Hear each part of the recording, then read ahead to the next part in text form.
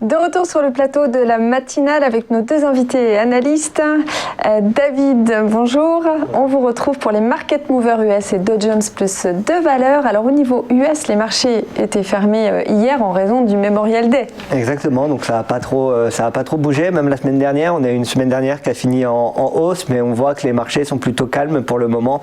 Comme on le disait, le Nasdaq s'était repris il y a quelques semaines, justement en début de semaine dernière, sur la zone des 13 000 points, qui avait servi comme support, qui avait joué le rôle de support, et on repart tranquillement vers les 14 000 points. Alors contrairement à l'Europe, comme la France qui a atteint des nouveaux plus hauts, on n'est pas encore sur les plus hauts pour les marchés américains, mais on devrait y revenir d'ici les prochains jours. Donc on est à 13 703 points pour le Nasdaq, on est à 4 211 points pour le S&P, et pour le Dow Jones on est à 34 611 points, donc on voit qu'on est juste en dessous encore un petit peu des plus hauts. Par exemple pour le Dow Jones c'était 35 000 points le point le plus haut, mais on est en train de revenir petit à petit. En tout cas on repart à la hausse en ce début de semaine, et en ce début de mardi on voit que les trois indices, que ce soit le Dow Jones, le Nasdaq ou le S&P, commencent la semaine en vert.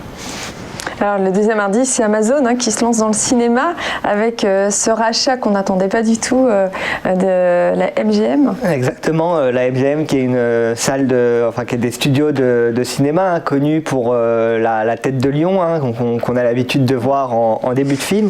Et donc Amazon qui a racheté pour 8,45 milliards de dollars la chaîne de studios MGM, donc, et ce qui va mettre la main sur plus de 4000 films et 17 000 séries. Donc ça va vraiment permettre à Amazon d'augmenter son catalogue, notamment pour les clients Amazon Prime Video.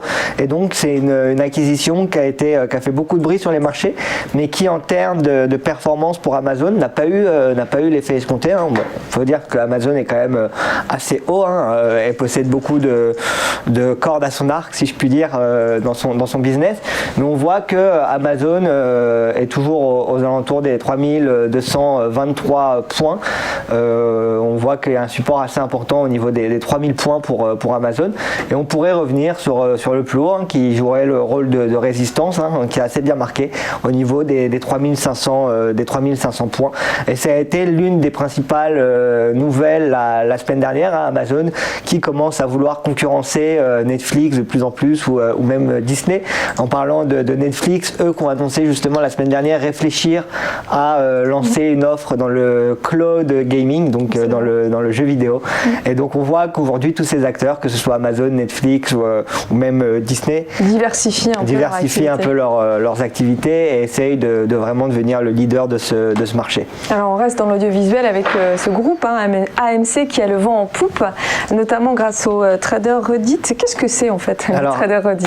Alors Reddit, c'est un réseau social, c'est un peu comme Facebook ou Twitter, et c'est un réseau social qui a fait beaucoup de bruit récemment avec l'histoire de GameStop. Donc Reddit, c'est un réseau social sur lequel chaque page peut créer après des groupes, et sur lesquels tout le monde peut venir commenter et lâcher des commentaires. Donc dans la finance, il y a vraiment un groupe sur Reddit qui se démarque des autres, ça s'appelle Wall Street Bet.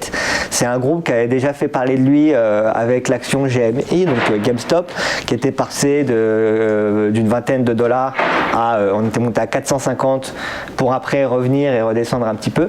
Et là on a AMC, donc AMC qui était déjà dans la première vague, si je puis dire, avec GameStop, et qui cette semaine est parti et a décroché à la côte. On le voit là sur le graphique, c'est assez visible. On était aux alentours de 15 dollars à peu près en début de semaine. On a tapé au-dessus des 35. Et on est revenu un peu corrigé. On voit qu'il y a un fort engouement de la part des jeunes traders, notamment des traders Reddit comme on les appelait, sur cette action, et donc cette action pourrait être volatile d'ici les prochains jours. En tout cas, on voit qu'il y a une vraie guerre entre les clients particuliers en ce moment et les fonds d'investissement. Donc AMC qui a été l'une des actions les plus tradées aussi sur eToro, et qui est une chaîne de cinéma assez connue, et qui aujourd'hui reprend vraiment de l'intérêt de la part des investisseurs, parce que pendant des années c'était une action qui avait été justement délaissée par le marché, et qui commence justement à reprendre petit à petit de l'intérêt. Là, on le voit que de 2018 à 2021, on était passé de à peu près $20 à moins de $5, et donc on a fortement repris cette année, et donc ça devrait être assez intéressant à suivre. Et puis il y a une valeur qui en tout cas intéresse énormément, qui a annoncé même un record pour 2020, c'est l'indice Nvidia. Comment est-ce que ça s'explique? Exactement, donc Nvidia qui fait un premier trimestre record. Alors ça s'explique par plusieurs choses. Ça s'explique par l'engouement qu'il y a eu dans le domaine des jeux vidéo avec le confinement.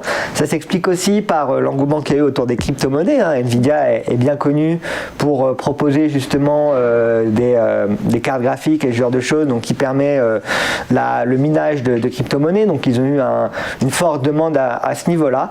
Et on a Nvidia qui réalise un chiffre d'affaires, donc justement en hausse de 86% par rapport à l'année dernière, à un peu plus de 5,5 milliards. Et donc on a l'entreprise qui continue sur sa bonne lancée, qui est à $650. Pour rappel, en 2019, on était en dessous, pendant un bon moment de l'année, on a été en dessous des $200. Et là, on a fortement augmenté. Et Nvidia qui reste assez intéressant. Nvidia qui permet de couvrir via ses puces justement différents domaines, que ce soit l'intelligence artificielle, le cloud gaming, le minage de crypto-monnaies, etc. Donc c'est vraiment une valeur d'avenir, et qui a partagé ses résultats cette semaine, enfin la semaine dernière, et qui a partagé des résultats absolument fantastiques, parce que comme vous l'avez dit au début, on était justement sur des records pour Nvidia.